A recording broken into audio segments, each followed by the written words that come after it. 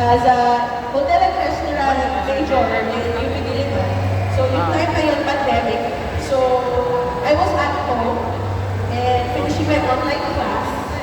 So I just had the opportunity to spend more time in the kitchen and, you know, just be at home and explore my creative expression, creative things. And so before this, I was actually just a student na trying to be very learn, trying to do my best in school. So yun naman yung, ganun talaga ako when I need to do something, I always try to do my best. And nung college, pag nandito ko lang ng college, alam ko gusto ko mag-honor student. So talagang punta ko, ilang points yung kailangan ko makuha para suma ko lang ulit. Pero hindi ko pinaya yung law at saka yung accounting. Ba't na lang. Sorry to disappoint.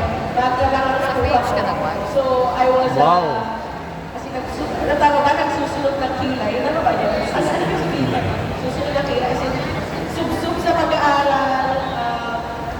Super extra student. So nag-manifest now, may foreshadowing na ng pagka-creative person ko. Like for example, pagka-report din kami about a specific restaurant or a specific hotel, instead of like good morning everyone, this is our presentation, this is Rachel, blah blah blah. Hindi ko gagawin, ako ng play. Or magkakompose ako ng kanta, ng jingle. Tapos tapos yung skit, or yung kanta na nun, ng information na kailangan ko malaman. So may performance, if it's not a presentation, I'm gonna make a film, or a movie. So for example, kailangan ko rin mag-implement na human resource topic in the hotel. Ang ginawa ko, kumuha ko ng parang parody ng Hell's Kitchen, kung saan may CCTV footage ako, dahil kinakain ko yung sarili kong gawa, tapos employee evaluation ng team ng presentation.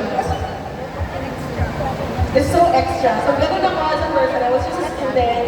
I was also a student leader. So I was the president of the Honor Society ng Hotel Restaurant Management. So focus ako doon.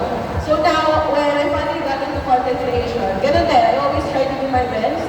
And I try to keep learning. So ayun, now here I am. Yeah!